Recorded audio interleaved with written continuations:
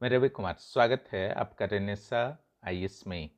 चलिए हम लोग आज मॉडल सेट को देखेंगे। जेपीएससी पेपर 1 के मॉडल सेट को हम लोग आज देखने वाले हैं। जैसा कि आपको पता है 17 मार्च को आपके एग्जामिनेशन की तिथि घोषित हो गई है। 2 पालियों में उस दिन आपके एग्ज़ाम होंगे। उसके लिए यह मॉडल सेट जो है काफ़ी कारगर आपके लिए सिद्ध होंगे। इसमें अगर अच्छे स्कोर आप ले आते हैं इस सेट में तो निश्चित रूप से आप 17 मार्च को भी अच्छे स्कोर लाएंगे। इसलिए इस मॉडल सेट के माध्यम से अपना आकलन करने का ज़रूर प्रयास कीजिए। और जैसे ही आप प्रारंभिक परीक्षा दे लेते हैं, जो आपका अगला चरण होगा वह जेपीएससी का मेंस होगा, जो मेरिट में मेंस और इंटरव्यू के माध्यम से ही आपके मेरिट लिस्ट बनते हैं। तो उसके लिए आप तुरंत 17 मार्च के बाद जितना जल्द हो सके रेनेसा आईएएस को ज्वाइन कीजिए। आपके लिए वहाँ पर फुल प्रूफ व्यवस्था की गई है ताकि आप अपने प्रारंभिक परीक्षा में एक बेहतर जो आप लोग प्रदर्शन करने वाले हैं वह रिजल्ट जो है किसी भी हालत में मुख्य परीक्षा में जा कर के बर्बाद नहीं होना चाहिए, वहाँ आत्मसमर्पण वाली स्थिति नहीं होनी चाहिए। यानी कि आपको तुरंत 2-3 दिनों का रेस्ट लेकर के अपनी तैयारी को है शुरू कर देनी चाहिए। चलिए हम लोग आते हैं पहले क्वेश्चन पर। आज कैथा और ईरण के संबंध किस काल से है? ऑप्शन जो आपके पास है सिंधु घाटी, ताम्रपाषाण, उत्तर वैदिक काल।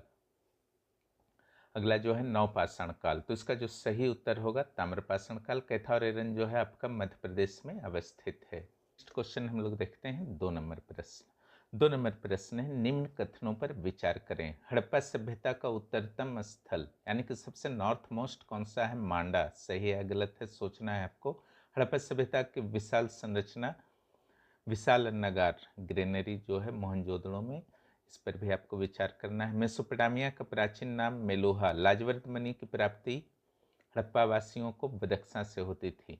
तो 4 स्टेटमेंट जो आपको हैं दिए गए हैं, इसमें कौन सा स्टेटमेंट जो है सही है आपको बताना है ना? कौन सा स्टेटमेंट सही है आपको बताना है। तो यहाँ पर देखिए हड़प्पा सभ्यता का सबसे उत्तर स्थल मांडा है जो चेनाब नदी के तट पर है जम्मू कश्मीर में। और सबसे विशाल संरचना मोहनजोदड़ो के विशाल अन्नागार हैं, ये भी गलत नहीं है। मेसोपोटामिया का जो पुराना नाम है ये मेलुहा नहीं था, ये आपका दिलमन था। दिलमन। मेलुहा जो था सिंधु घाटी को कहा जाता था। सिंधु घाटी सभ्यता के लिए वहाँ के कुछ अभिलेख प्राप्त हुए हैं, उसमें कहा गया है। और लाजवर्त मणि जो है वो बदख्शा से मिलता था, ये सही है ना? तो यानी कि सिंपल है, ए, बी और डी 3 स्टेटमेंट सही हैं। तो यहाँ पर कोई 1, कोई 2 कथन, कोई 3 कथन, सभी चारों कथन सही हैं। कौन सा आपको लिखना होगा? तो सी नंबर, कोई 3 कथन जो है आपका सही है। चलिए नेक्स्ट क्वेश्चन में आते हैं 3 नंबर में। निम्न में से कौन सा कथन जो है गलत है पूछा गया है? कौन सा कथन गलत है पूछा गया है? तो पहला जो है तृतीय बौद्ध संगीति का आयोजन राजगृह में हुआ था या नहीं, ये आपको सोचना है। दूसरा जो ऑप्शन दिया गया है हीनयान भगवान बुद्ध के अवतारवाद को नहीं मानते हैं। तीसरा ऑप्शन जो है बौद्ध संघ में प्रवेश की प्रक्रिया को उपसंपदा कहा जाता है। चौथा जो ऑप्शन है मिलिंद पन्हो नामक पुस्तक में बौद्ध भिक्षु नागसेन और मिनांडर की वार्ता है।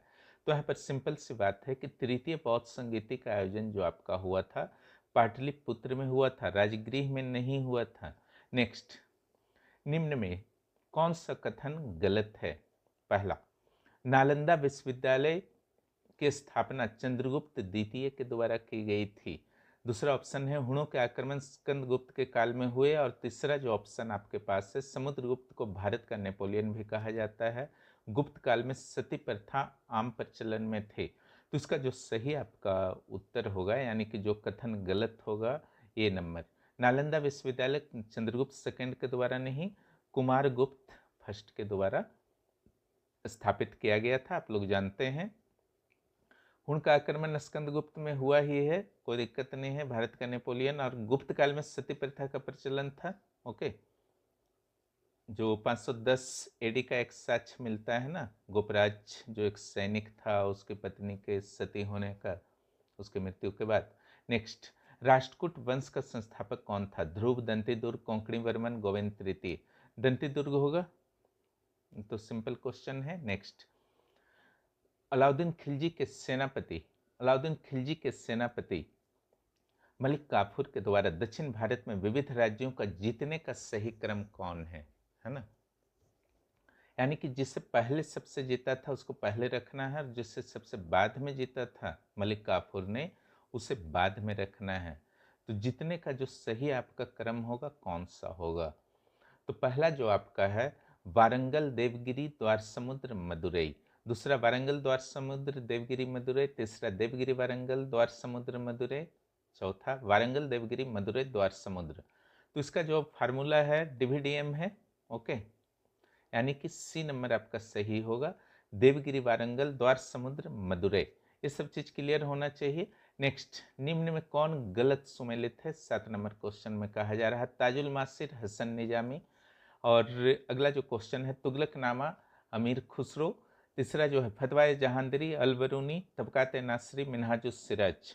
सी नंबर गलत है आपका, अलबरूनी के द्वारा तबकाते जहांदरी नहीं लिखा गया है, बरनी के द्वारा लिखा गया है।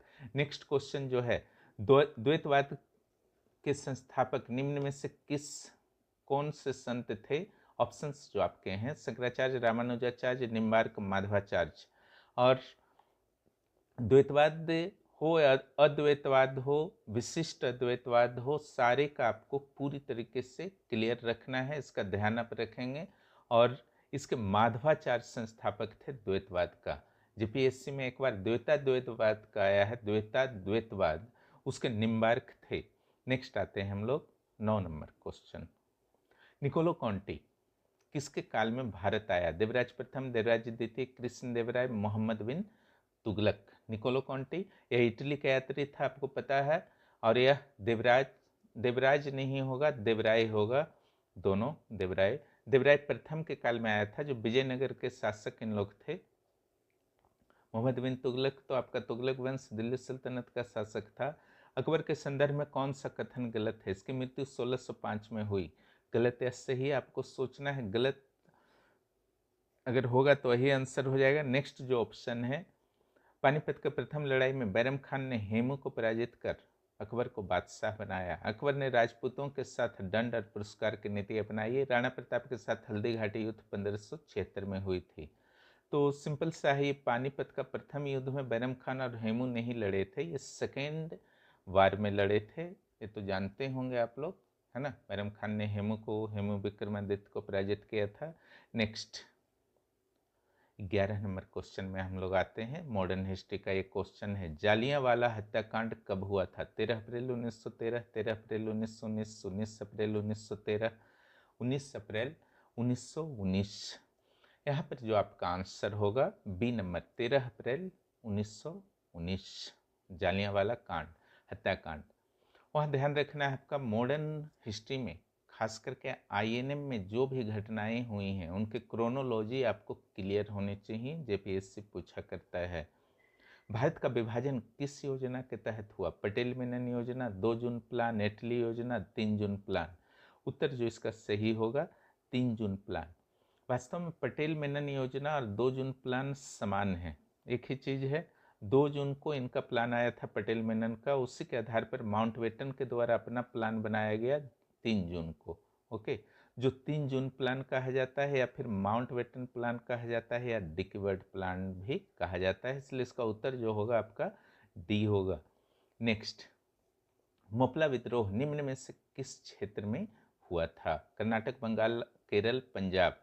तो ये तो आपको जानकारी होगी ही, यह केरल में हुआ था मोपला विद्रोह। और ये भी पता होगा कि जो मोपला लोग जो थे वो वास्तव में मुस्लिम काश्तकार लोग हैं, कृषक लोग हैं। उनके द्वारा जो भी अत्याचार एक सिंपल होता है किसानों पर, उस अत्याचार के विरुद्ध किया गया था। लेकिन बाद में सांप्रदायिक स्वरूप ले जाने के कारण, सांप्रदायिक स्वरूप इस आंदोलन के हो जाने के कारण यह आंदोलन जो था असफल रहा था। हिंदू और मुस्लिम के बीच तनाव को उत्पन्न कर दिया अंतिम में, जो असफलता का कारण बना। नेक्स्ट, मेजर ब्रो के द्वारा निम्न में से किस विद्रोह को दबाया गया? कोला विद्रोह, वर्ली विद्रोह, पावना विद्रोह, इनमें से कोई नहीं। देखिए, जो मेजर ब्रो है इसके बारे में आप लोग जानते ही होंगे, अक्सर जिस पेपर 2 में आप लोग पढ़े होंगे, संथाल विद्रोह से संबंधित हैं, इसलिए उत्तर डी जो आपका होगा, उत्तर डी होगा। 1855-56 में जो संथाल विद्रोह हुआ था उसको दबाने में इनका योगदान था। क्वेश्चन नंबर 15, निम्न में से किनके द्वारा 1857 के विद्रोह को भारत का प्रथम स्वतंत्रता संग्राम कहा गया है? वीर सावरकर, ध्यान से देखिए option, Veer Savarkar, RC Majumdar, Ashok Mehta, James Outram. तो ये जो कहा गया है आपका वीर सावरकर के द्वारा कहा गया है, बहुत इंपॉर्टेंट है। और भारत सरकार के द्वारा भी अब ऑफिशियली स्वीकार कर लिया गया है कि 1857 का जो विद्रोह होगा, 1857 का विद्रोह, वह प्रथम स्वतंत्रता संग्राम होगा। मुख्य परीक्षा जेपीएससी में भी पढ़ना है सीडीपीओ के साथ। निम्न में कौन सा राज्य कर्क रेखा को स्पर्श नहीं करता? राजस्थान, मध्य प्रदेश, छत्तीसगढ़, उड़ीसा। देखिए ऐसे प्रश्नों पर आपको कमांड अच्छे तरीके से रहने चाहिए। 16 का डी होगा, उड़ीसा काफी दूर है कर्क रेखा से। 8 राज्य टोटल करते हैं, उसका पश्चिम से पूर्व, पूर्व से पश्चिम क्रोनो आपको याद रहना चाहिए। निम्न में किस देश के साथ भारत की सबसे लंबी सीमा रेखा बनती है? चीन, पाकिस्तान, बांग्लादेश, म्यांमार। क्लियर? तो निश्चित रूप से बांग्लादेश होगा, चाइना नहीं होगा, ध्यान रखिएगा। और सबसे छोटी सीमा की जहाँ तक बात है तो वह अफगानिस्तान होगा। नेक्स्ट, पांडिचेरी के संदर्भ में निम्न में से कौन सा सही सुमेलित नहीं है? पांडिचेरी तमिलनाडु के सीमा के अंदर में है, यूटी है पांडिचेरी, 4 पार्ट में बटा हुआ है ना। क्रैकाल कर्नाटक के सीमा के अंदर में है, यनम आंध्र प्रदेश के अंदर में है, माहे केरल के अंदर में है। सिंपल सा यहाँ पर आपका है, क्राइकाल जो है कर्नाटक के अंदर में नहीं है, यह तमिलनाडु के अंदर में है, इसलिए आपका जो गलत सुमेलित हो गया, बी नंबर हो गया। नेक्स्ट क्वेश्चन जो हम लोग आते हैं, निम्न में से कौन सा जोन ग्रेट हिमालय और लेजर हिमालय के बीच में है? Suture zone, 19 number, suture zone या हिंज लाइन, पहला ही ऑप्शन है, सचर जोन या हिंज लाइन जोन। और दूसरा जो ऑप्शन है MCT, मेन सेंट्रल थ्रस्ट। तीसरा ऑप्शन है GBF, ग्रेट बाउंड्री फॉल्ट। चौथा ऑप्शन है उपरोक्त में से कोई नहीं।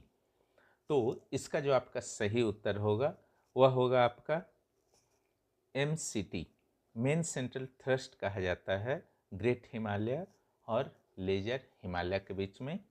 अन्य हिमालय के बीच में भी जो जो आपके जोन्स बनते हैं वो आपको क्लियर होनी चाहिए। नेक्स्ट, भारत के निम्न मानचित्र पर आपको विचार करना है, इसमें एप क्या है? कौन सा कोस्ट जो है आपका एप है? एप आप यहाँ पर देख रहे हैं, इस कोस्ट का नाम बताना है। क्लियर? इसका जो ऑप्शंस है आपके पास, कोरोमंडल है या मालाबार है या कोंकण है या उत्तरी सरकार है। तो इसका जो उत्तर होगा, यहाँ पर जो लोकेशन आपके देख रहे हैं ये कोंकण कोस्ट को प्रकट करता है, कोंकण कोस्ट को। उसके नीचे ये कन्नड़ है, उसके नीचे ये मालाबार है, इधर कोरोमंडल है ना। देखते हैं कि 20 नंबर का उत्तर जो होगा वह आपका सी हो जाएगा। चलिए अगले प्रश्न पर हम लोग आगे बढ़ते हैं। निम्न में से कौन सा कथन गलत है? इस बार गलत कथन को, जहाँ पर भी इस तरीके का आपका वर्ड रहेगा नहीं, गलत, उस पर स्पेशल केयर कीजिएगा, है ना। कौन सा कथन यहाँ पर गलत पूछा गया है, तो यहाँ पर अगर आप ध्यान नहीं देंगे तो गलत कर सकते हैं। और इंग्लिश वर्जन को आप लोग ज़रूर देख लेंगे, इंग्लिश वर्जन देखने में कोई बहुत ज़्यादा समय नहीं लगेगा, इसलिए उसको ज़रूर देख लेना है। पहला, महानदी का उद्गम सिंहावा रेंज से होता है, सोचना है आपको सही है गलत है। बैगाई नदी आंध्र प्रदेश में प्रवाहित होती है। ब्यास नदी चंद्र और भागा नामक नदियों से मिलकर बनती है। गंगा नदी को बांग्लादेश में मेघना कहा जाता है। तो यहाँ पर आपको क्या खोजना है? गलत खोजना है। तो पहला देखिए, महानदी का सिंहावा रेंज से होती है, तो ये तो सही है, ओके, ये सही है, इसलिए उससे कोई टेंशन की बात नहीं है, ये गलत में शामिल नहीं होगा। दूसरा, बैगाई नदी आंध्र प्रदेश में तो है नहीं है, केरल में है। ब्यास नदी चंद्र और भागा से नहीं है, बल्कि चंद्र और भागा वाला जो कॉम्बिनेशन है ये चेनाब नदी के लिए है। और गंगा नदी को बांग्लादेश में मेघना नहीं कहा जाता है, पद्मा कहा जाता है। गंगा नदी इधर से जाती है, ब्रह्मपुत्र नदी इधर से आती है। ब्रह्मपुत्र नदी को जमुना कहा जाता है, गंगा नदी को पद्मा। पद्मा और जमुना जब आपका ग्वालुंडो के समीप मिल जाती है तब मेघना कहलाती है। पद्मा प्लस गंगा मिल करके मेघना कहलाती है। चलिए आगे आते हैं हम लोग। इसलिए उत्तर जो आपका होगा 3 गलत हो गया, बी, सी और डी। तो उत्तर जो आपका हो जाएगा डी हो जाएगा।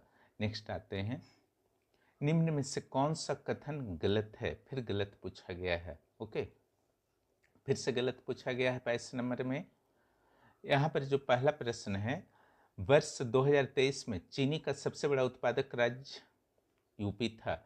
विश्व में सर्वाधिक चीनी का उत्पादन भारत में होता है। गन्ना उत्पादन में प्रथम स्थान महाराष्ट्र का है। गन्ना के प्रति हेक्टेयर उत्पादन में यूपी प्रथम स्थान पर है।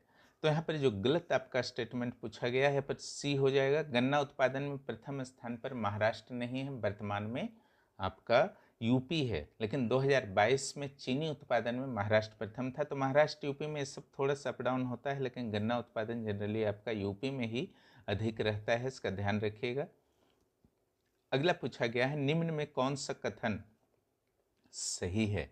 पहला, भारत स्टील के उत्पादन में चाइना के बाद प्रथम स्थान पर, चाइना के बाद द्वितीय स्थान पर होना चाहिए। चाइना के बाद द्वितीय स्थान पर आ चुका है। भारत की स्टील नीति वर्ष 2017 में बनी। ए और बी दोनों, न ही ए न ही बी।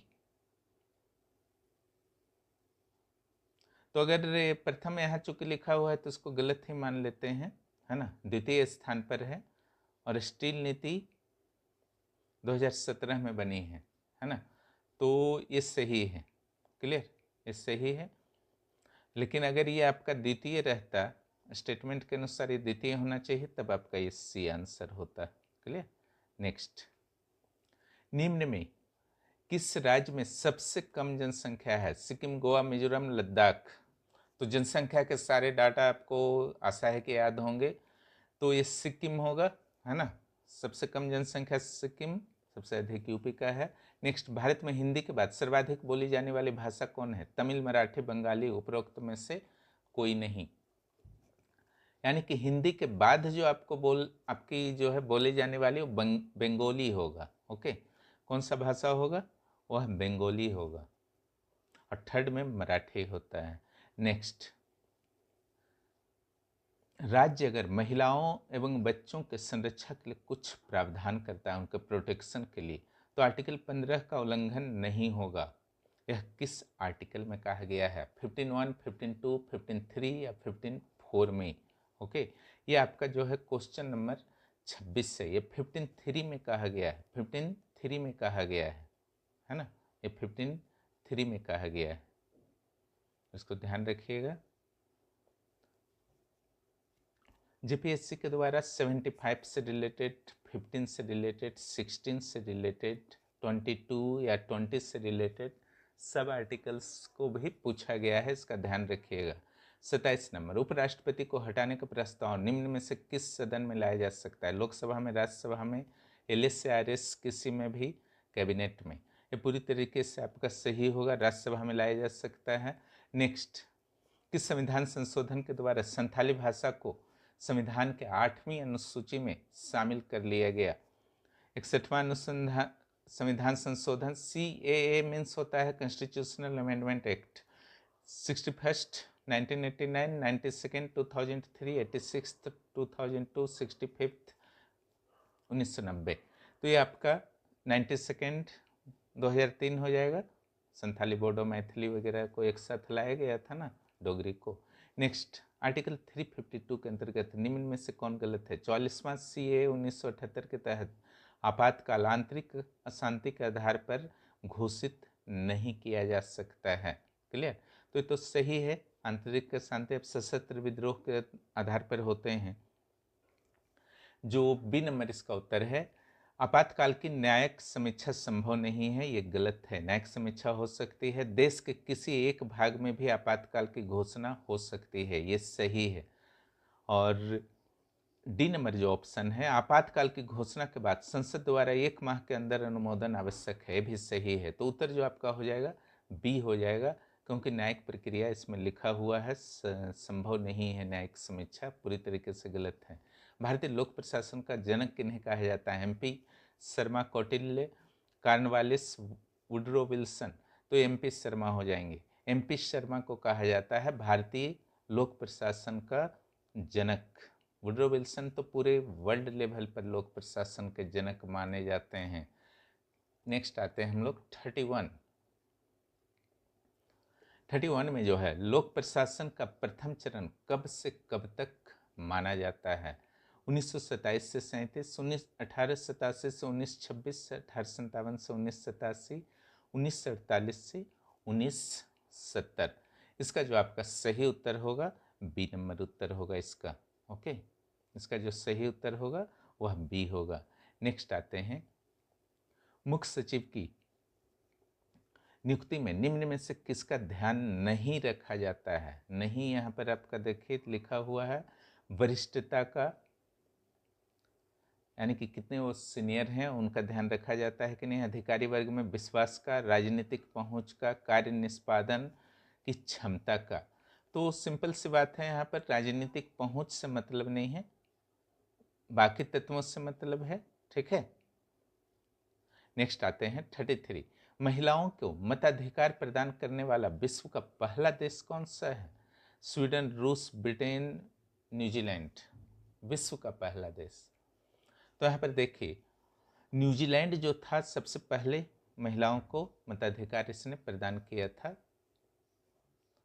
34, निम्न कथनों पर विचार करें पंचायती राज के आर्टिकल के संबंध में। 243D रिजर्वेशन ऑफ सीट्स पंचायती राज में है ना। 243E पंचायतों की अवधि। 243J वित्त आयोग का गठन दिया है। 243M कुछ क्षेत्रों में लागू नहीं होना। क्लियर? तो ये तो आपके पास ऑप्शन है, इसमें आपको पता करना है कि कौन कौन गलत, कौन कौन सुमेलित हैं, यानी कि कौन कौन सही हैं ऊपर, यही आपको पता करना है। तो 1 2 3 1 2 4 1 2 3 4 1 3 4, तो यहाँ पर सबसे पहले आपको देखना है कि जो 243J होता है, जो बैकलॉग में भी आया था, यह वित्त आयोग का गठन नहीं है, है ना। ये आपका क्या है? पंचायतों का लेखा ऑडिट है। वास्तव में वित्त आयोग जो पंचायतों के लिए गठित होता है वो किसके तहत होता है? 243I के तहत होता है। बाकी जितने भी स्टेटमेंट है वो सही हैं, केवल 3 नंबर स्टेटमेंट गलत हैं, इसलिए 1 2 4 यानी कि बी नंबर जो आंसर आपका होगा 34 का वो सही होगा। क्लियर? अगले प्रश्न को हम लोग देखते हैं क्या है। क्वेश्चन नंबर 35, किस समिति ने पंचायती राज को संवैधानिक बनाने की सिफारिश सबसे पहले की थी? बलवंत राय मेहता, अशोक मेहता, थुंगन समिति, एलएम सिंघवी समिति। तो इसका आंसर जो आपका हो जाएगा एलएम सिंघवी समिति हो जाएगा। डी नंबर हो जाएगा आपका आंसर एलएम सिंघवी। और जहाँ तक थुंगन समिति की बात है तो इसने भी संवैधानिक बनाने की दर्जा की थी, लेकिन यह 1989 का समिति है थुंगन समिति। और एलएम सिंघवी जो है आपका 1986 का है, 1986 का है, इसलिए एलएम सिंघवी आपका होगा। तो जितनी भी समितियां हैं वो आपका कंट्रोल में रहना चाहिए। बलवंत राय जो आपका 3 स्तरीय बताया था, अशोक मेहता जो था 2 स्तरीय 1977 में, बलवंत राय 1957 में, हनुमंथा राव 1983 में आया था, जीवीके राव 1985 में आया था, और एलएम सिंघवी जो है 1986 में, और थुंगन समिति 1989 में। क्लियर? तो इसका आंसर जो आपका हो जाएगा एलएम सिंघवी। नेक्स्ट प्रश्न जो है आपके पास, अगला जो प्रश्न है, निम्न में से किन देशों को दूसरी दुनिया के देश भी कहे जाते हैं? सेकेंड वर्ल्ड कंट्रीज, है ना। पूंजीवादी, साम्यवादी, मिश्रित इकोनॉमी वाले, अविकसित वाले। तो दूसरा दुनिया जो होता है साम्यवादी, और पूंजीवादी पहला दुनिया, मिश्रित इकोनॉमी वाले सब तीसरा दुनिया, अविकसित देश सब तीसरे दुनिया में आते हैं। नेक्स्ट जो प्रश्न है, वर्तमान में राष्ट्रीय आय का मापन कौन करता है? NSO, CSO, NSSO, CMIE. ये थोड़ा सा इंपॉर्टेंट है, ध्यान देंगे। राष्ट्रीय आय का मापन करने वाला संस्था पहले सीएसओ था, लेकिन अब एनएसओ हो चुका है। 2019 तक सीएसओ करता था, अब NSO यानी कि नेशनल स्टैटिस्टिकल ऑर्गेनाइजेशन के द्वारा किया जाता है। यह वास्तव में NSO जो है आपका CSO और CSO प्लस NSSO को मिला करके इसको 2019 में NSO बना दिया गया है। उसी का काम दे दिया गया है राष्ट्रीय आय का मापन। अब वर्तमान में राष्ट्रीय आय के मापन के लिए कौन सा आधार वर्ष चल रहा है? 2011-12। और राष्ट्रीय आय जो मापन होता है वो वास्तव में होता है NNP-FC। क्लियर? यानी कि फैक्टर कॉस्ट पर NNP। ये सारे चीज जो है घुमा फिरा करके क्वेश्चन आते रहते हैं। 38 नंबर हम लोग देखते हैं अगले क्वेश्चन।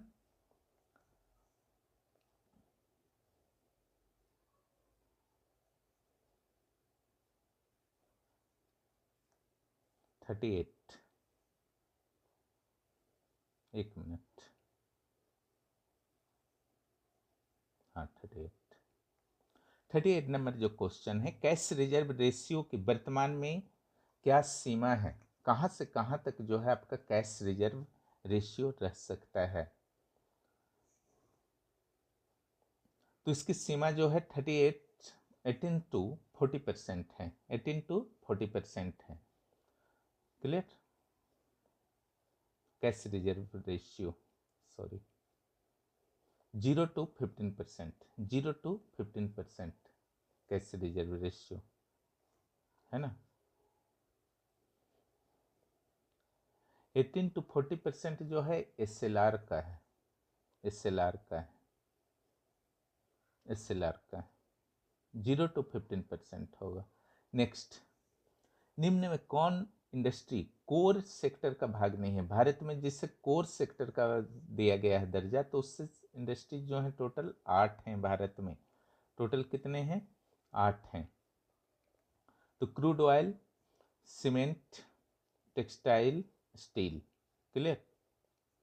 तो इसमें जो आपका आंसर होगा टेक्सटाइल आंसर होगा, ध्यान देंगे।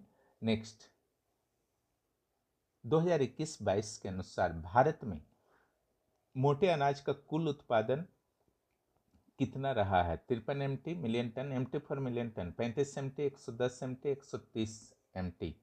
ये आपका 40 नंबर क्वेश्चन है और इसका जो सही उत्तर होगा ए नंबर, 53 MT। नेक्स्ट, भारत के द्वारा नेट जीरो लक्ष्य को किस वर्ष तक पूर्ण करने का लक्ष्य रखा गया है? 2050, 2070, 2090, 2047। तो इसका जो उत्तर होगा बी नंबर होगा, 2070 तक लक्ष्य रखा गया है नेट जीरो, यानी कि कार्बन को जीरो कर देना है, इमिशन, कार्बन इमिशन को। Next, the limit of growth नामक रिपोर्ट निम्न में से किस संस्था के द्वारा 1972 में 72 में जारी हुआ? ऑप्शन जो आपके सामने हैं, यूनेप, संयुक्त राष्ट्र की पर्यावरण समिति, club of Rome, club of Paris. और ये बहुत इंपॉर्टेंट है, अक्सर पूछे जाते हैं। और ये क्लब ऑफ रोम जो है इसके आंसर होंगे क्वेश्चन नंबर 42 के। नेक्स्ट, क्वेश्चन नंबर 43, निम्न कथनों पर आपको विचार करना है, उसके बाद कौन सही है वह बताना है। तो साथ में करते जाते हैं, कौन सही है कौन गलत है ना। पहला, ग्रीन जीडीपी सामान्य रूप से नॉर्मल जीडीपी से कम होता है। ग्रीन जीडीपी जो आपका होता है नॉर्मल से कम होता है, सही है, क्योंकि इसमें जो संसाधनों का ह्रास हुआ उसका मौद्रिक मूल्य को माइनस किया जाता है ना। नेक्स्ट, ग्रीन जीडीपी के आधार पर सबसे पहले चीन के द्वारा डाटा जारी किया गया था। 100% ये आपका सही है, सबसे पहला देश चीन ही था जिसने जारी किया था डाटा।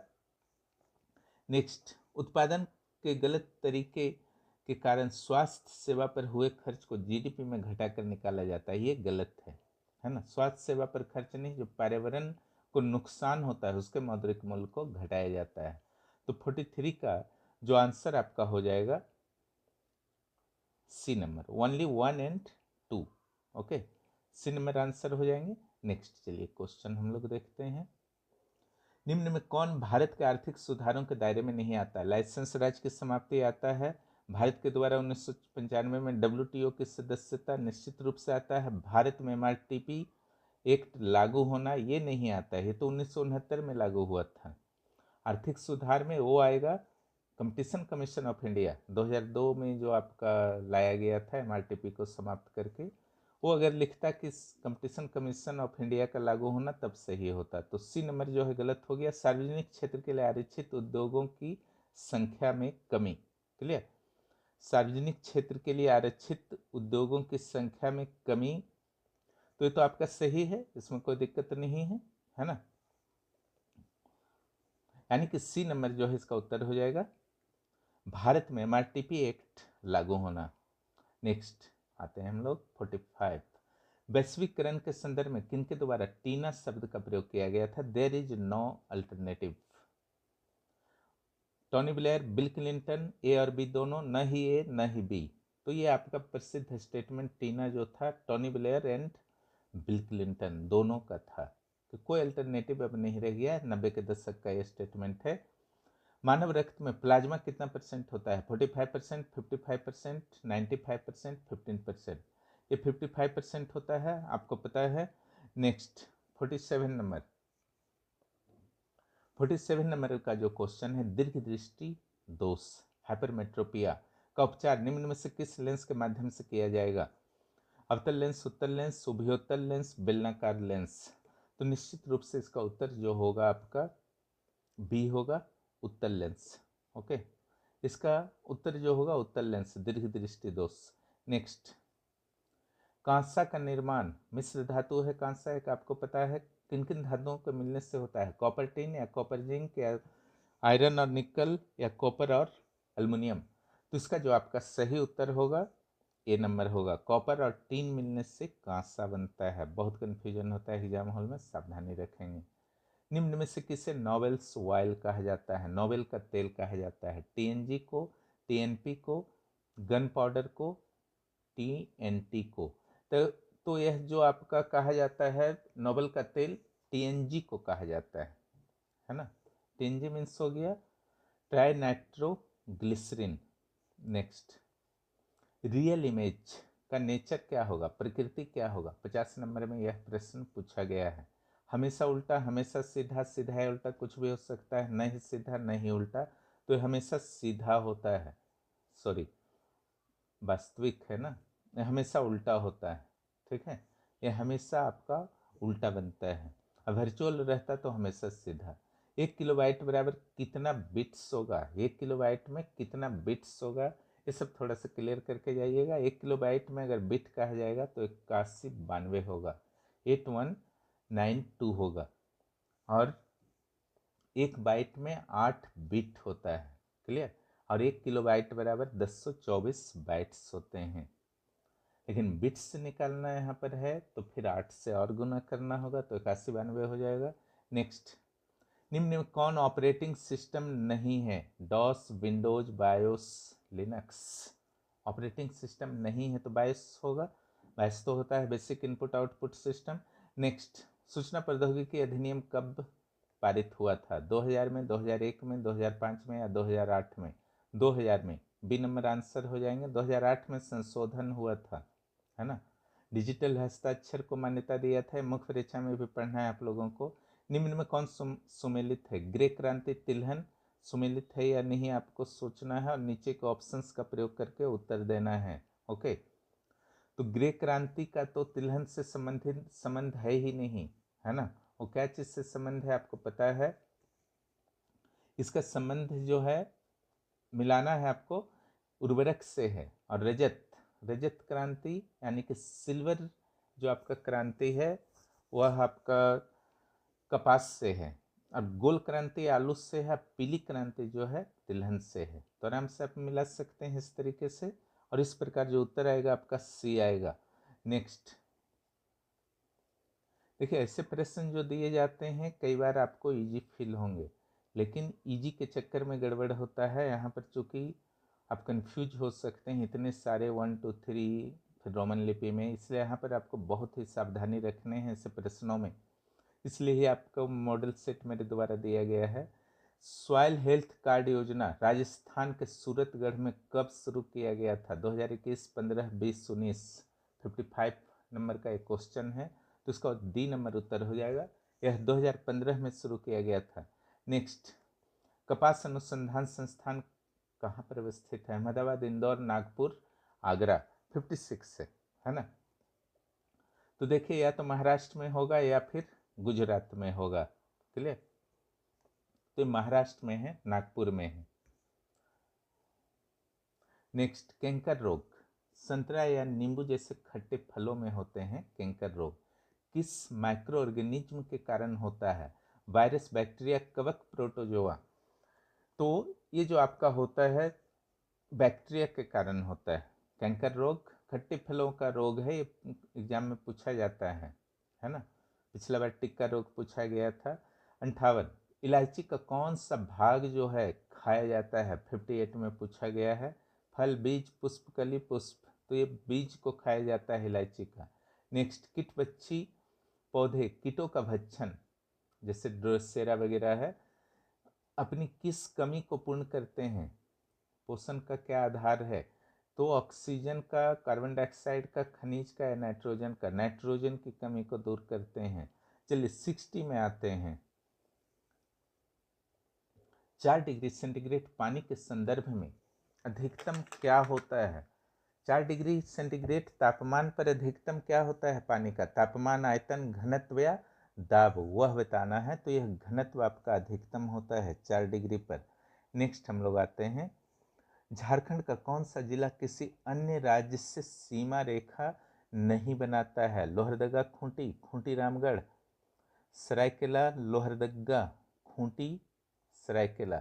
तो इसका जो आपका उत्तर होगा लोहरदगा और खूंटी। ओके, लोहरदगा और खूंटी। नेक्स्ट, भगवत पुराण में झारखंड को क्या कहा गया है? भगवत पुराण में, भगवत पुराण में झारखंड को क्या कहा गया है? किक्कट, कालिंद, खोखरा, पशुभूमि। तो इसका जो आपका सही उत्तर होगा वह होगा किक्कट। ओके, किक्कट। नेक्स्ट आते हैं, झारखंड का सबसे ऊंचा जलप्रपात के संदर्भ में कौन सा गलत है? यानी कि कौन सा क्रोनो जो है आपको लगता है कि सही है? हुंडरू, बूढ़ाघाघ, सदानी घाघ, बूढ़ाघाघ, हुंडरू, सदानी घाघ, बूढ़ाघाघ, सदानी घाघ, हुंडरू, या हुंडरू, सदानी घाघ, बूढ़ाघाघ। तो इसका जो आपका सही उत्तर होगा वह होगा बूढ़ाघाघ, हुंडरू, सदानी घाघ। क्लियर? सबसे ऊंचा कौन है? बूढ़ाघाघ है, 137 मीटर या 450 फीट ऊंचा है, जबकि हुंडरू जो है 323 फीट या 98 मीटर ऊंचा है। सदानी घाघ 200 फीट ऊंचा है। ध्यान रखिएगा। तो इसका उत्तर जो होगा 63 का वह बी हो जाएगा। क्लियर? नेक्स्ट, मुंडा हो और खड़िया में वधु मूल्य को क्या कहा जाता है? पोंटा का, आंधी, सांगा, गोणोंग। क्लियर? ये आपका है 64 नंबर, और इसका जो सही उत्तर होगा गोनोंग कहा जाता है। गोनोंग। सांगा विधवा विवाह को कहा जाता है। पोंटा का तो बहुत बहुमूल्य है संथालियों में। नेक्स्ट, निम्न में कौन सा नृत्य युद्ध मुद्रा में किया जाता है? बैटल मोड में। कर्मा, पाइका, झांझरिया, डोमकच। तो इसका जो आपका सही उत्तर होगा Paika, C number. Next, Jharkhand का प्रसिद्ध बासुकीनाथ मंदिर किस जिला में है? देवघर, जामताड़ा, दुमका, पाकुड़। वैद्यनाथ मंदिर तो जानते हैं कि देवघर में है, इसमें कंफ्यूज हो सकते हैं, सावधानी रखिएगा। बासुकीनाथ देवघर में नहीं है, दुमका में है। नेक्स्ट, गुमला के महामाया मंदिर का निर्माण किनके द्वारा किया गया था? कर्ण राय, प्रताप राय, पूरणमल, गजघंट। इंपॉर्टेंट है ये क्वेश्चन, ये आपका गजघंट होंगे, नागवंशी राजा। फॉसिल पार्क निम्न में से किस स्थान पर है? चाईबासा, गिरिडीह, दुमका, इनमें से कोई नहीं। तो डी नंबर होगा, क्योंकि साहिबगंज में है नॉर्मली। निम्न में कौन गलत सुमेलित है? श्रीनिवास पानूरी, विनोद सिंह गोरंगिया, नगपुरिया, श्रीनिवास पानूरी खोरठा। ये तो सही ही है, श्रीनिवास पानूरी खोरठा के ही हैं। अब विनोद सिंह गोरंगिया जो है नगपुरिया, ये गलत है, ये कुरमाली के हैं, है ना, ये कुरमाली के हो जाएंगे। केवल सोरेन संथाली, स्वर्णलता प्रसाद कुड़ुक। तो उत्तर जो होगा विनोद सिंह गोरंगिया, नगपुरिया गलत हैं। झारखंड में संदर्भ में क्या गलत है? भारत के कुल क्षेत्रफल का यह 2.42% है। कौन नंबर है? 70 नंबर है। ओके, तो ये तो सही है। झारखंड का पलामू लोकसभा शेड्यूल ट्राइब के लिए आरक्षित है, ये गलत है ना। शेड्यूल कास्ट के लिए आरक्षित है पलामू। बी.डी. राम वहाँ के हैं। सारे लोकसभा सांसदों का नाम याद रख लीजिएगा, विधायक तो संभव नहीं है, लोकसभा का नाम याद रख सकते हैं। खूंटी और रामगढ़ जिलों का निर्माण 12 सितंबर 2007 को हुआ, एकदम सही है। तो उत्तर जो आपका होगा झारखंड में पलामू जिला एससी का है, और न्यूनतम घनत्व सिमडेगा का है झारखंड में, सही है। 2011 का ही जनगणना करना है और किसी डाटा को करके नहीं जाना है जनसंख्या के संदर्भ में। 71 झारखंड के आर्थिक सर्वेक्षण 22-23 के अनुसार राज्य में भूजल का कितना प्रतिशत सिंचाई के लिए प्रयुक्त होता है? 52%, 36%, 12%, 71%। 52% सिंचाई के लिए प्रयोग होता है। नेक्स्ट, विश्व की सबसे लंबी क्रूज यात्रा के संदर्भ में क्या सही है? यह वाराणसी एवं फरक्का के बीच चली। क्रूज का नाम गंगा विलास था। ए और बी दोनों, न ही ए न ही बी। तो ये जो आपका क्या सही है, तो यह आपका गंगा विलास नाम था, ये सही है। और जो वाराणसी और फरक्का के बीच चली वास्तव में गलत है, क्योंकि यह वाराणसी और डिब्रूगढ़ हसम के बीच चली थी। नेक्स्ट, यूरोपीय संसद का अंद्री सखारोव अवार्ड महसा अमीनी को प्राप्त हुआ है। इस संदर्भ में क्या गलत है? महसा अमीनी का संबंध इराक के हिजाब विरोधी आंदोलन से है, तो ये जो आपका होगा गलत है ना।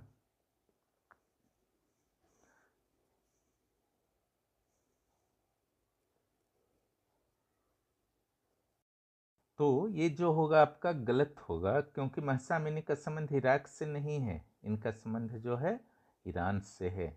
बाकी हिजाब विरोधी आंदोलन ठीक है। यह वर्तमान में जेल की कारावास सजा पर है, ये गलत हो जाएगा, है ना। तो दोनों गलत हो गया, क्योंकि इनकी मृत्यु हो गई है, कोई कारावास तो अब है नहीं। तो ए और बी दोनों गलत हो जाएगा। तो 73 का सी आपका आंसर हो जाएगा। नेक्स्ट, विंबलडन 2023 की महिला एकल की विजेता कौन रही? आरियाना सबलेंका बेलारूस की, या फिर चेक की मार्केटा वेड्रोसोवा, पोलैंड की ईगा स्वियाटेक, या फिर यूएसए की कोको गाफ। तो यहाँ पर जो जितने भी सिंगल, चाहे मेंस वाले हों या वुमेन वाले हों, फीमेल्स वाले हों, दोनों को अच्छा से याद रखिएगा। बाकी दूसरे स्थानों पर जहाँ भारतीय जीते हैं मिक्स में या डबल में, उसको जरूर आपको याद रखना है। तो इसका आंसर जो होगा मार्केटा वोड्रोसेवा, चेक गणराज्य की विंबलडन जीती। 2023 का जो पुरुष वाला था वो आपका कार्लोस अल्कराज जीते थे। नेक्स्ट, भारत में एसडीएफ की शुरुआत, standing deposit facility, okay. SDF का फुल फॉर्म है, ये मार्केट की तरलता को कंट्रोल करने के लिए इसका यूज किया जाता है। नेक्स्ट, जो एसडीएफ की शुरुआत हुई 8 अप्रैल 2022 को किस समिति के सिफारिश पर हुई थी?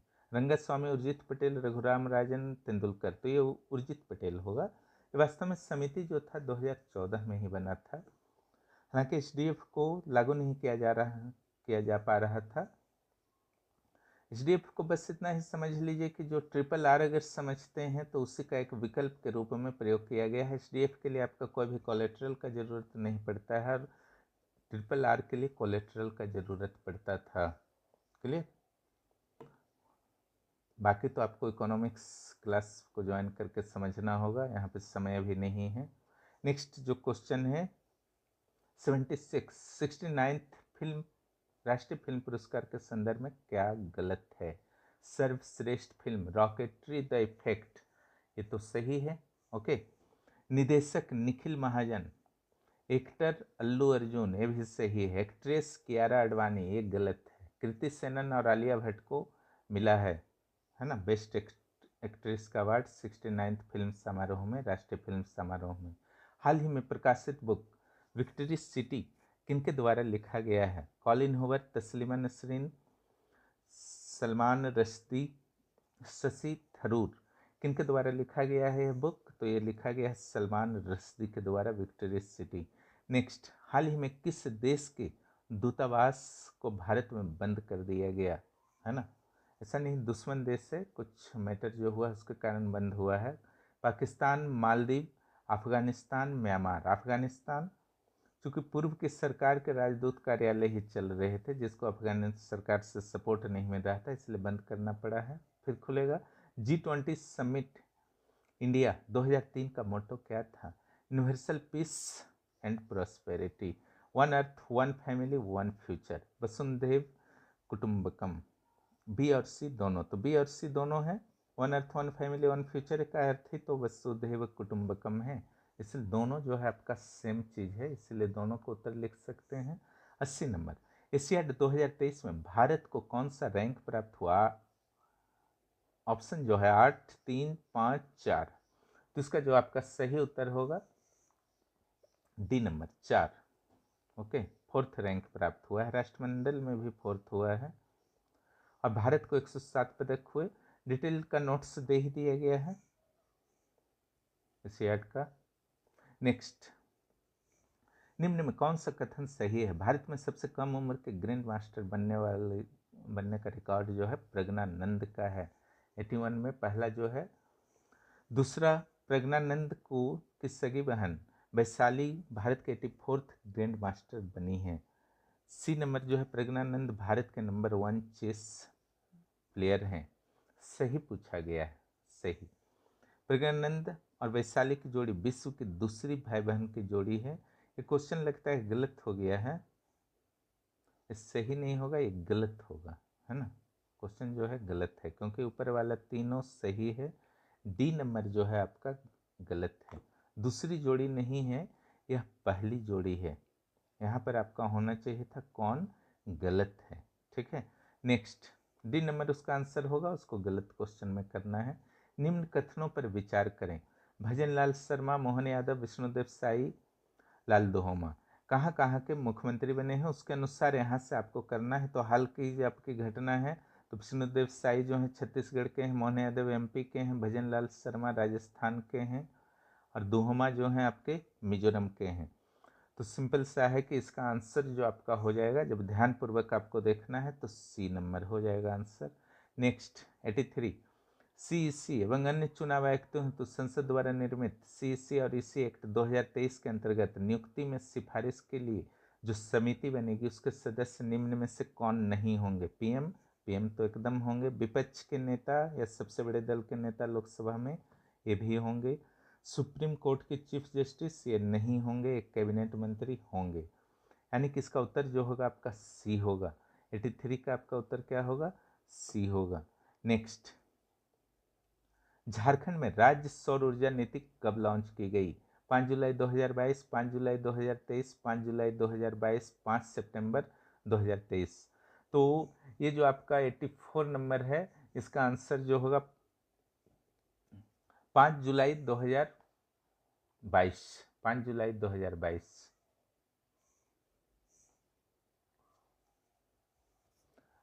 5 जुलाई 2022 होगा। ओके, झारखंड की सौर ऊर्जा नीति। नेक्स्ट, खूंटी के सांसद अर्जुन मुंडा केंद्र में किन किन मंत्रालयों के प्रभार में वर्तमान में हैं?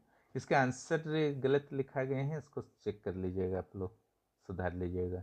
खूंटी के सांसद अर्जुन मुंडा केंद्र में किन किन मंत्रालयों के प्रभाव में हैं? जनजातीय कल्याण मंत्री, कृषि मंत्री, ए और बी दोनों, न ही ए न ही बी, तो दोनों हो जाएंगे। कृषि मंत्री भी वर्तमान में यही है, नरेंद्र सिंह तोमर भी नहीं है। निम्नलिखित में किस संगठन का मुख्यालय जेनेवा में नहीं है? WTO, WHO, UNCTAD, UNESCO.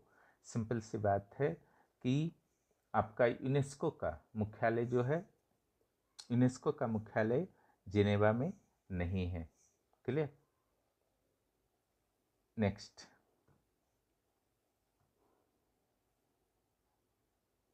WTO के अंतर्गत इंटेलेक्चुअल प्रॉपर्टी की सुरक्षा के लिए क्या प्रावधान नहीं है? ट्रेडमार्क, पेटेंट, प्रयोग पर रोक, औद्योगिक डिजाइन। तो औद्योगिक डिजाइन, पेटेंट, ट्रेडमार्क तो है, प्रयोग पर रोक, प्रयोग पर किसी तरीके का कोई रोक नहीं होता है, इसलिए सी नंबर जो है आपका आंसर हो जाएगा। नेक्स्ट, महेंद्र सिंह धोनी को 2018 में क्या मिला? पद्मश्री, पद्म भूषण, पद्म विभूषण, पद्म भारत रत्न। तो ये बी हो जाएगा, 88 का जो आपका आंसर हो जाएगा बी हो जाएगा, पद्म भूषण मिला। नेक्स्ट, मेडिसिन के क्षेत्र में नोबेल निम्न में से किस संस्था के माध्यम से दिया जाता है? Royal Swedish Academy, Karolinska Academy, Norwegian Committee, उपरोक्त में से कोई नहीं। तो ये आपका होगा Karolinska Academy, B number answer होगा 89 का। भारत के राष्ट्रीय स्तर के MPI निम्न में से किस संस्था के द्वारा जारी किए जाते हैं? जैसा कि आपको पता है कि मल्टी पॉवर्टी इंडेक्स अंतर्राष्ट्रीय स्तर पर भी जारी होता है और राष्ट्रीय स्तर पर भी जारी होता है। तो राष्ट्रीय स्तर पर नीति आयोग के द्वारा जारी होता है, इसका ध्यान रखिएगा। नेक्स्ट, 2019 के संशोधन के अनुसार राज्य मानवाधिकार आयोग के अध्यक्ष कौन हो सकते हैं? 91, हाईकोर्ट के पूर्व मुख्य न्यायाधीश, हाईकोर्ट के पूर्व न्यायाधीश या बी में से कोई भी एक, न ही ए न ही बी। पहले तो आपका पूर्व मुख्य न्यायाधीश ही होते थे, लेकिन अब पूर्व न्यायाधीश को भी 2019 से अधिकार दिया गया है, इसलिए सी नंबर उत्तर होगा, ए या बी में से कोई एक। यानी 4C या इससे 4C के सदस्यों का कार्यकाल कितना होगा अध्यक्ष सहित 2019 के संशोधन के बाद? पहले 5 साल कुछ था, तो वर्तमान में जो सदस्यों का कार्यकाल क्या होगा? 5 ईयर या 70 वर्ष? तो ये गलत है ना। 3 ईयर या 70 वर्ष जो पहले हो जाए ये सही है। 5 ईयर या 65 वर्ष गलत है, 3 ईयर या 65 वर्ष गलत है। तो बी नंबर उत्तर होगा 3 ईयर या 70 वर्ष जो पहले हो जाए। नेक्स्ट, भारत की कार्यशील आयु कितनी है? 1565 साल, 1559 साल, 1864, 1564। कार्यशील आयु पूछा गया है 93 नंबर क्वेश्चन में। तो भारत के संदर्भ में यह 1559 साल है, बाकी देशों में अलग अलग हो सकते हैं।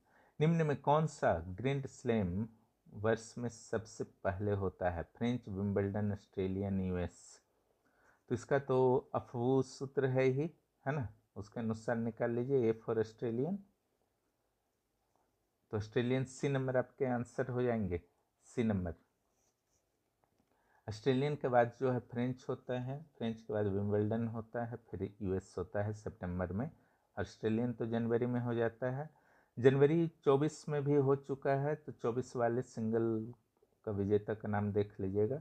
1988 में गठित IPCC के द्वारा अब तक कितने मूल्यांकन रिपोर्ट, असेसमेंट रिपोर्ट जारी किए गए हैं? 6, 5, 7, 4। तो टोटल जो असेसमेंट रिपोर्ट है आपका 06 है। ओके, इसको असेसमेंट रिपोर्ट पर चर्चा जो है कॉन्फ्रेंस ऑफ पार्टीज में की जाती है। ओके, नेक्स्ट, कोप जिसे कहा जाता है, निम्न में कौन गलत है? मॉन्ट्रियल 1987 ग्रीन हाउस गैस के नियंत्रण हेतु मॉन्ट्रियल, ये गलत है, ये ओजोन गैस का था।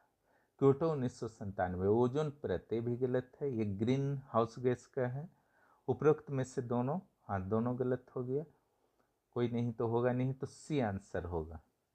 तो ओजोन स्तर वाला मॉन्ट्रियल में हुआ था और ग्रीन हाउस गैस को कंट्रोल करने का क्योटो में हुआ था। नेक्स्ट, IMF में कुल कितने सदस्य वर्ष 2020 तक हो चुके हैं वर्तमान में IMF में? ओके,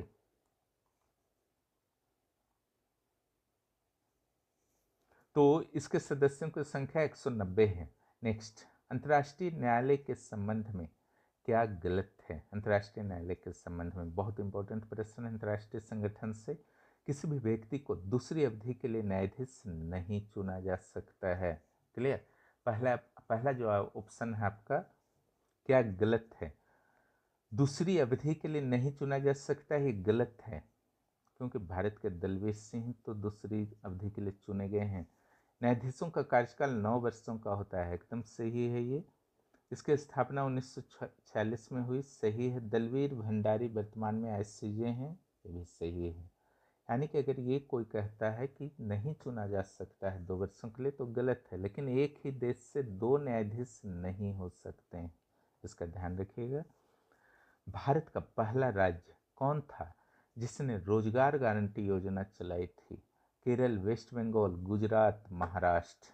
रोजगार गारंटी योजना चलाने वाला जो पहला राज्य था वह था आपका महाराष्ट्र राज्य स्तर पर। नेक्स्ट, भारत में आर्द्र भूमि रामसर साइट की कुल संख्या 31 जनवरी 2024 को कितनी हो गई है? 31 जनवरी 2024। तो देखिए ये आपका हो चुका है 80, है ना। लेकिन क्वेश्चन का नेचर देखिएगा, 80 ऑप्शन नहीं रहेगा तो 75 कर दीजिएगा, अगर क्वेश्चन पहले सेट हुआ होगा तो 75। तो ये आपके क्वेश्चन के सेट थे जो पेपर 1 के थे। पेपर 2 का भी एक सेट जरूर दे दूंगा आप लोगों को। अगर इसमें आपके अच्छे स्कोर होते हैं तो निश्चित रूप से आप जेपीएससी में भी अच्छे स्कोर करेंगे, निश्चिंत रहें। मैं क्वेश्चन को स्क्रॉल कर दे रहा हूं, एक बार इसको देख लीजिए। क्वेश्चन जब भी आप टेस्ट देते हैं आज के लिए या भविष्य के लिए, तो हमेशा क्वेश्चन का स्टैंडर्ड बहुत इंपॉर्टेंट होना चाहिए और अच्छी तरीके से स्टडी करके टेस्ट दीजिए। आधा अधूरा स्टडी में बहुत ज़्यादा टेस्ट नहीं देना चाहिए, कोई भी लाभ नहीं होता है, इसका आप लोग ध्यान रखेंगे। क्योंकि आपकी तैयारी नहीं है तो स्कोर डाउन होंगे, स्कोर डाउन होंगे तो आप नर्वस होंगे। इसलिए हर चीज़ को बहुत सोच समझ करके डिसीजन सिविल सेवा की तैयारी के दौरान लिया जाता है। और चूँकि यहाँ पर सिर्फ एमसीक्यू तो आपको क्लियर करना है नहीं, एमसीक्यू पीटी में करना है, फिर मेंस में तो एमसीक्यू के साथ साथ यहाँ पर आपको ये भी रहता है ना, सब्जेक्टिव भी लिखना रहता है। चलिए अब भी जो है इसके आंसर को भी मैं दे देता हूँ, आंसर भी दे देता हूँ, देख लीजिए ये इसके आंसर हैं। ओके, एक दो आंसर जो गलती हो गए थे लिखने में उसको मैंने दे दिया है। ओके, जो एक दो आंसर गलती हो गए थे लिखने में उसे मैंने दे दिया है, वीडियो में बता दिया है कि कौन कौन से गलती हुई।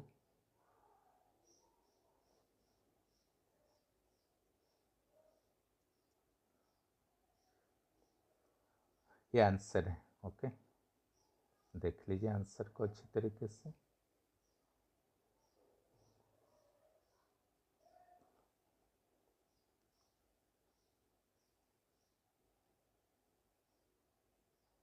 अच्छी तरीके से एग्ज़ाम दीजिए, घबराने की ज़रूरत नहीं है।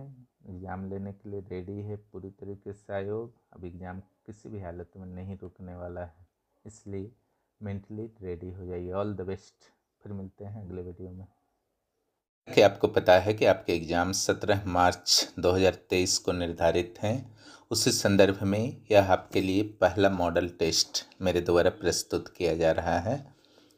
आप लोगों को भी इस 100 प्रश्न में अपने मूल्यांकन करने का प्रयास करना है। चूँकि जितने भी मॉडल टेस्ट उपलब्ध होते हैं उसमें अधिकांश मॉडल टेस्ट जेपीएससी के स्तर के नहीं बन पाते हैं, इसके कारण आपका सही तरीके से मूल्यांकन नहीं हो पाता है। लेकिन यहाँ पर प्रयास किया गया है कि आपका मूल्यांकन बेहतर हो और स्टैंडर्ड जो है जेपीएससी से न ही अधिक हो न ही कम हो, इसका विशेष रूप से ध्यान रखा गया है। और मुख्य परीक्षा के क्लासेस भी 20 मार्च के बाद शुरू हो जाएंगे, उसमें भी आप लोग ज्वाइन कर सकते हैं एग्ज़ाम देने के बाद। बहुत ही बड़ा और बेहतर अवसर आप लोगों के पास है, इसको गंवाना नहीं है। और आंसर राइटिंग ग्रुप जो है, आंसर राइटिंग ग्रुप में लिमिटेड सीट्स है, 20 मार्च से पहले वहाँ पर एडमिशन लेने का प्रयास करेंगे, उसके बाद स्थान मिलना थोड़ा सा मुश्किल हो जाएगा। चलिए हम लोग टेस्ट को शुरू करते हैं।